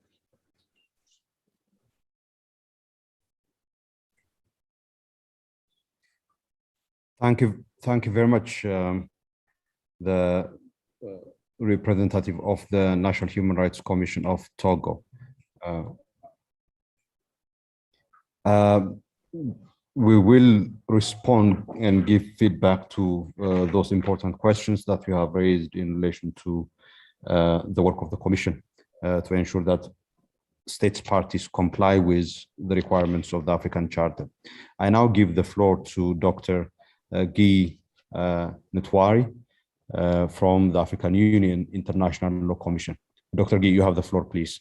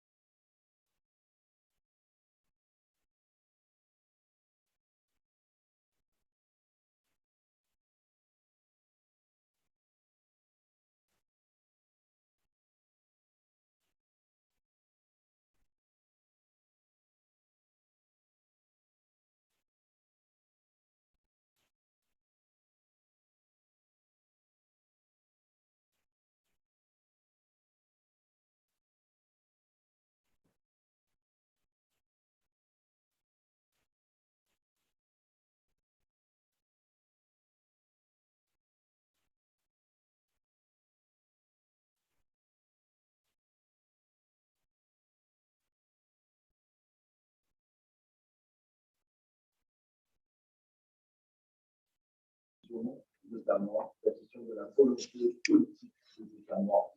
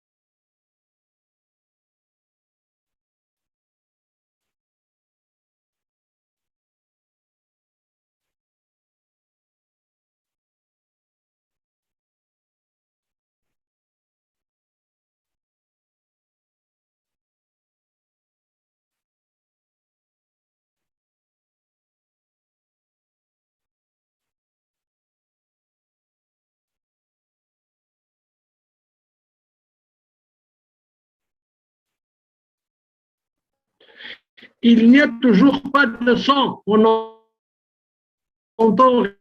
rien.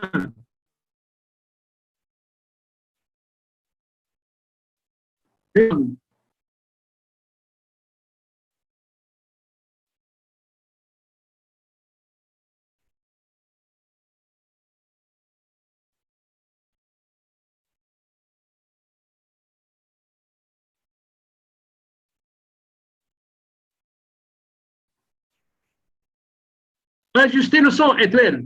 Etwell, please. We are losing time. Thank you very much. Thank you very much for that, Dr. Guy. That's much appreciated. We have one last intervention. We have one last intervention that is from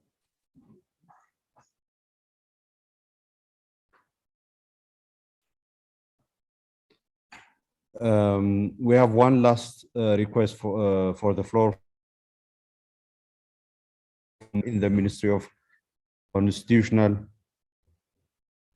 in the Ministry of Constitutional and Legal Affairs of the United Republic of Tanzania, Mr. Richard Kilanga. You have the.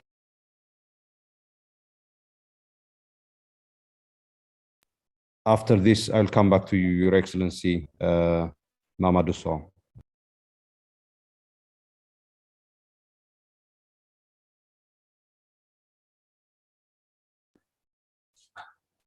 Mr. Richard Kilanga.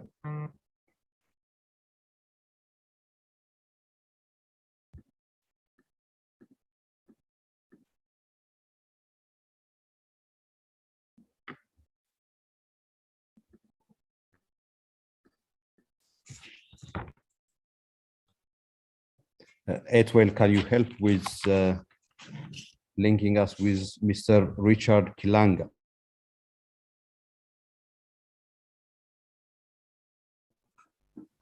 He has been unmuted. He can speak. He has been unmuted.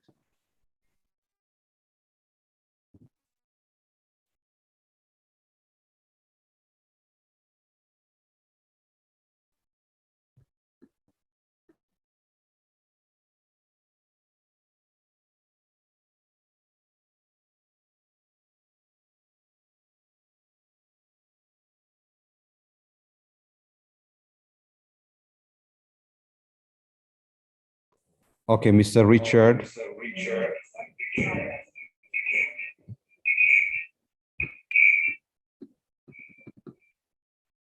Okay, it looks like that we have lost connection with Mr. Richard.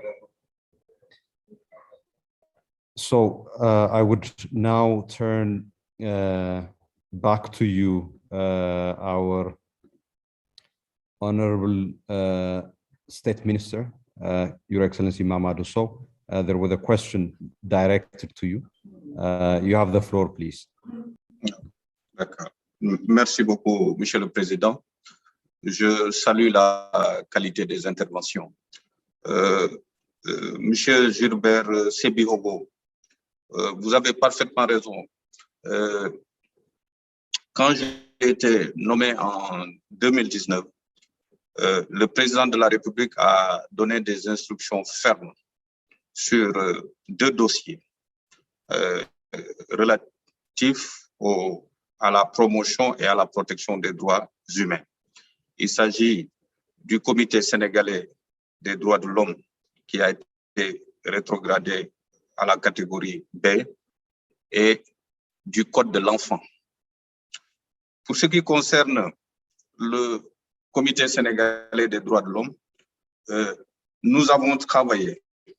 Aujourd'hui, il y a un projet de loi qui est dans le circuit qui va permettre, en tout cas, de respecter les différentes recommandations qui ont été faites pour, en tout cas, améliorer, pour permettre à cette institution d'être à la hauteur de ses ambitions.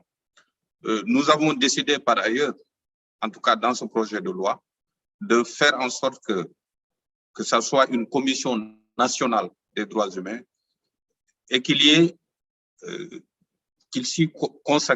soit consacré les moyens nécessaires pour, en tout cas, que cette institution joue pleinement son rôle.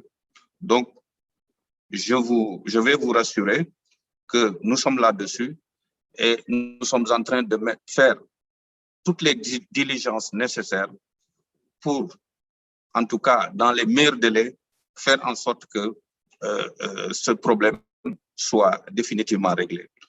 Pour ce qui concerne le Code de l'enfant, là aussi, nous sommes en train de faire un travail parce que nous avons déjà élaboré le code, nous avons partagé avec les acteurs de la société civile, avec l'administration, avec les parlementaires. Mais comme vous savez, comme c'est le Code de l'enfant qui touche à des sensibilités qu'est l'enfant, et vous savez aussi que nous avons nos réalités socio-culturelles.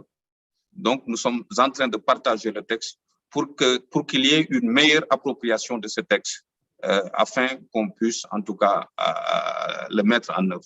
Donc, globalement, nous sommes conscients de cette situation et l'État du Sénégal est en train de mettre en œuvre toutes les initiatives, toutes les réformes pour, en tout cas, faire de la promotion et de la protection des droits humains une réalité au Sénégal. Donc, Monsieur le Président, c'est ça que je voulais dire. C'est pour rassurer seulement Monsieur Sebiogo et vous rassurer pour dire que le Sénégal est engagé résolument, en tout cas, dans la promotion et la protection des droits humains. Je vous remercie.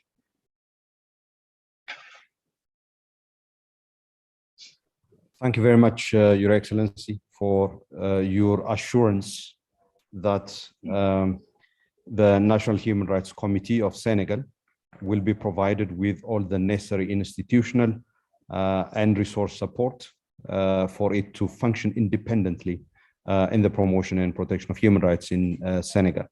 We do hope that the bill that is in the pipeline will be finalized and adopted as part of the chairship of Senegal of the African Union in 2022. And we look forward to that feedback. Excellencies, ladies and gentlemen, there were questions that were addressed to the African Commission on Human and People's Rights regarding particularly the substantive issues, such as how does the African Commission assist and accompany states regarding COVID-19 and the issues relating to restrictions of rights that are imposed in the context of COVID-19 pandemic, and the approach of the Commission to issues relating to the COVID vaccine. I would like to indicate that the African Commission on Human and People's Rights during 2020 initiated a range of responses to the COVID-19 pandemic. Actually, the African Commission on Human and People's Rights is the first international human rights body to issue a guidance note to member states on how to respond to COVID-19 on the basis of human and people's rights. And this it did in February 2020. Since then, it has adopted a number of statements and guidelines directed to states parties to the African Charter on Human and People's Rights, providing specific guidelines on issues relating to restrictions, issues relating to vulnerable groups, specific thematic issues affecting, for example, indigenous peoples, affecting, for example, refugees, asylum seekers, and IDPs. So the Commission addressed a number of statements, those relating to also policing and law enforcement, older persons and persons with disability, issues relating to economic, social, and cultural rights. It has also adopted a comprehensive guideline under Resolution 449 of 2020, which was acknowledged and recognized by the highest bodies of the African Union, both the Peace and Security Council and the Executive Council of the Union, inviting and calling on states to be guided by that the guidelines in that resolution. The African Commission, as part of these set of guidelines and responses, it also held a session dedicated to the human rights challenge relating to COVID-19 during its 66th ordinary session. Among the issues that it addressed were the question of access to COVID-19 pandemic, to COVID-19 vaccine,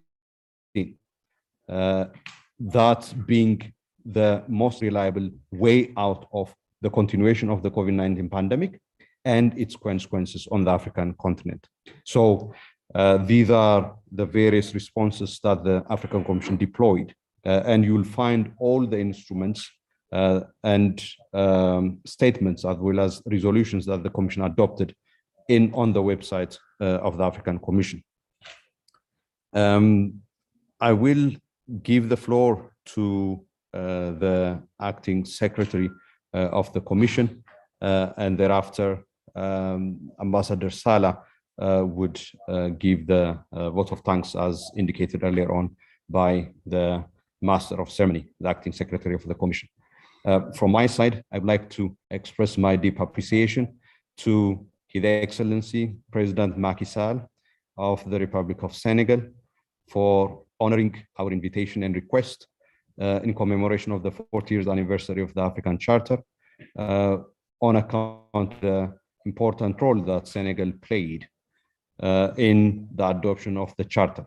And we look forward to, of course,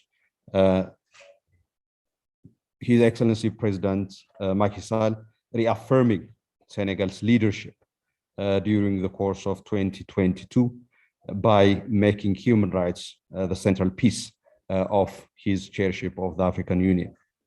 I wish also to thank all members of the African Governance Platform, the heads of the various African Union organs, and most importantly, my colleagues, honorable members of the African Commission present today, and all the colleagues who put a lot of effort into organizing this event.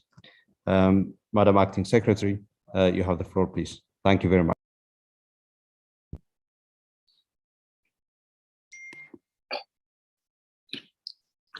Thank you, Your Excellencies, ladies and gentlemen. Just before I turn the floor to Ambassador Salah to offer his closing remarks, the one or two process related that the Secretariat is happy to deal with. If the delegates who have such process concerns could send me their details on the chat group, would be happy to assist them with their matters. So thank you for that. Ambassador Salah, you have the floor to close and offer your remarks.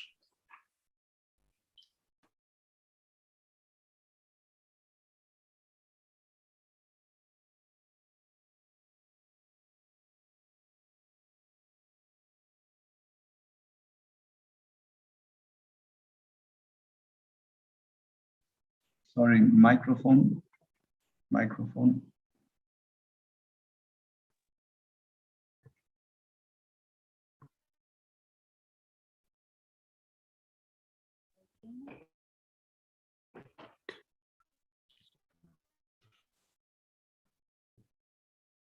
Your Excellency President Macky Sall, President of the Republic, represented by His Excellency Mahamadou Saleh, Secretary of State at the Ministry of Justice, Your Excellency Mr. Musa Mohammed,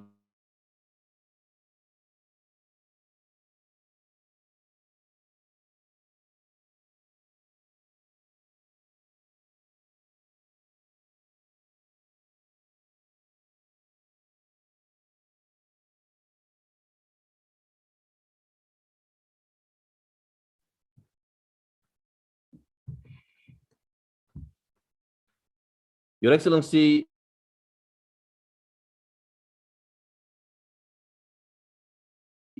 Mr. Musa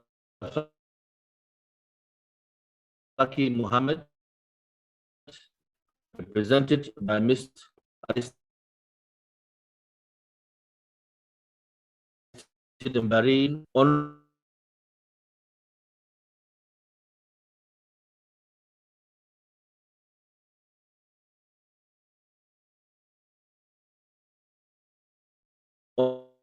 a person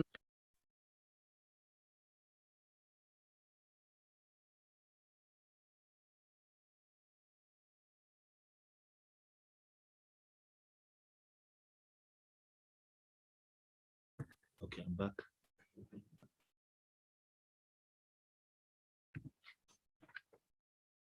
Honorable Justice Amani Daoud Aboud, represented by Honorable Registrar of the Court, Dr. Robert Edon, and all Honorable Justice, members of the African Court.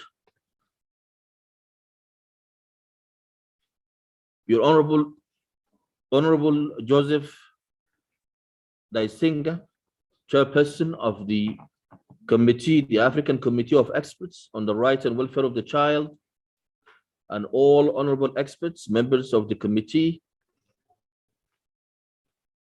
Honorable Chair of the AU-ABC,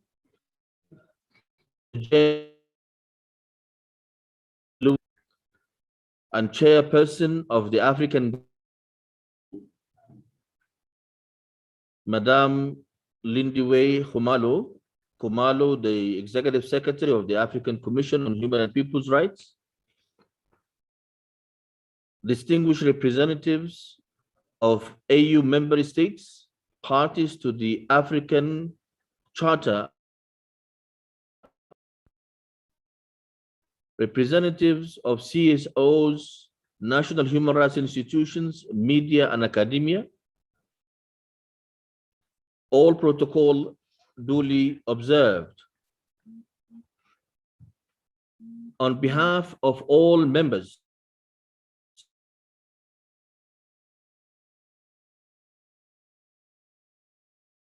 thank sincerely Honorable Solomon Dereso, Chairperson of the African Human and People's Rights, for organizing this event on the 40th anniversary of the adoption of the African Charter on Human and People's Rights, as we commemorate the Africa Human Rights Day. I wish to also seize this opportunity to thank Justice Amani Aboud and Dr. Robert Eno from the African Court on Human and People's Rights for hosting this event here within the premises of the African Court in this beautiful city of Arusha, Tanzania. Excellencies, ladies and gentlemen, we have heard a number of statements. So therefore, mine will be very brief, and it will focus mainly on two issues. One, the African human and people's rights system as a whole is a system that has been put in place by our founding fathers. And it has been put in place for a purpose, and that is the promotion and protection of human and people's rights in Africa. So therefore, as we celebrate the Africa Human Rights Day, and as we celebrate the 40th anniversary of the African Charter on Human and People's Rights, I wish to call on all member states to reiterate their commitment to the full implementation of the provisions of this important charter.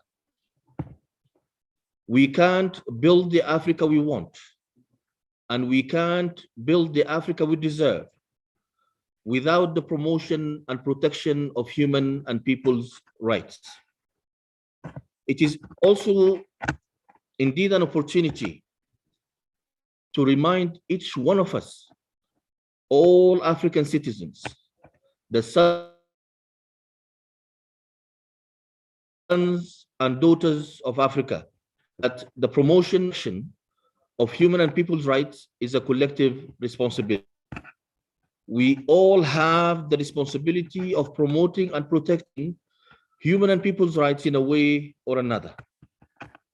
So therefore today, this is a reminder of Africa to adhere to the provisions of this very important charter and to do our small bits here and there to promote, implement its provisions and to make it part of our daily lives. My second point will be that as we commemorate this very important day, the Africa Human Rights Day, and as we celebrate the 40th anniversary of the adoption of the African Charter on Human and People's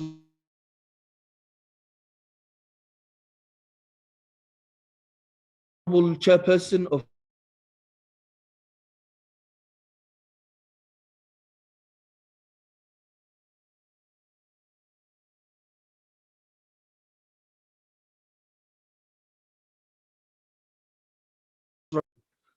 to promote and protect human and people's rights in each and every part of our beloved continent.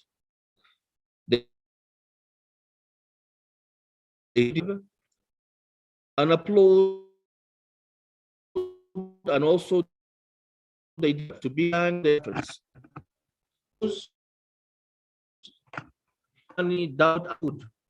And all justice members of the African Court, as well as Dr. Robert Eno, the registrar of the court and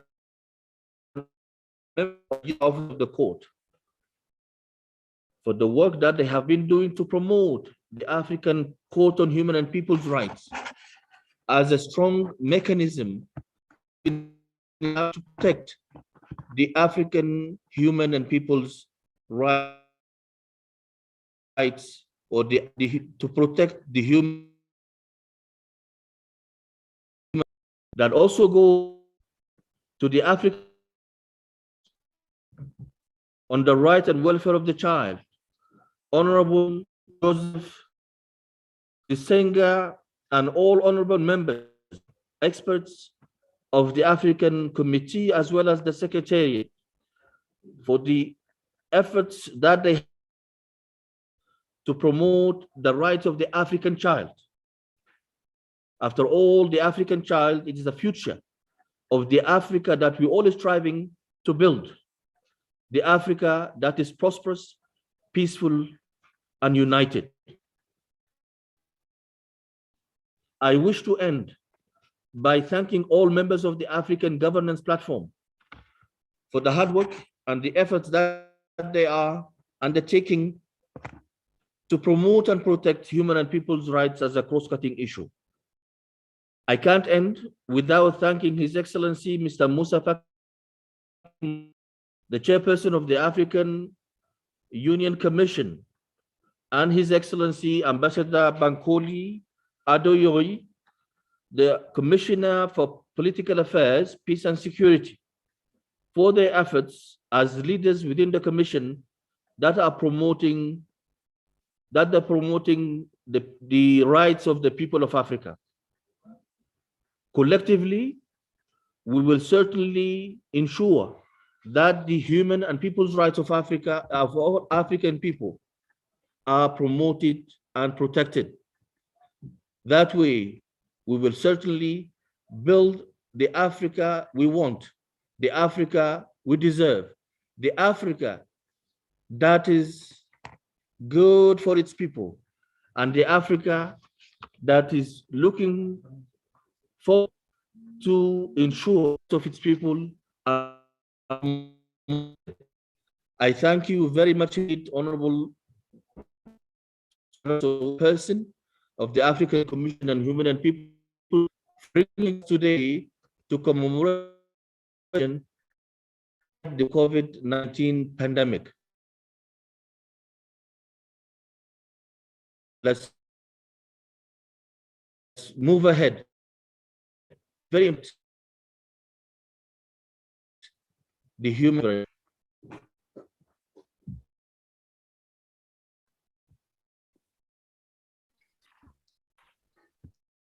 Thank you, Your Excellencies, distinguished guests, ladies and gentlemen. It now remains for me to just thank all Excellencies, members of the African Governance Architecture, and distinguished guests.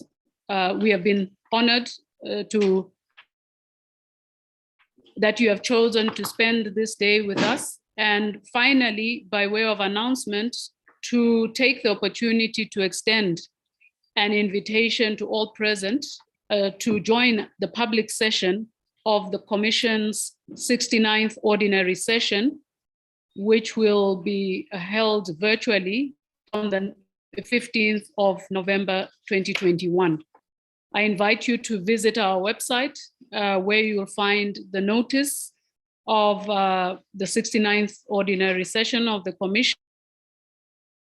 the agenda for the opening ceremony, and the agenda for the public session to which you're all invited. Thank you so much, and have a good day and a good evening across Africa and the rest of the world.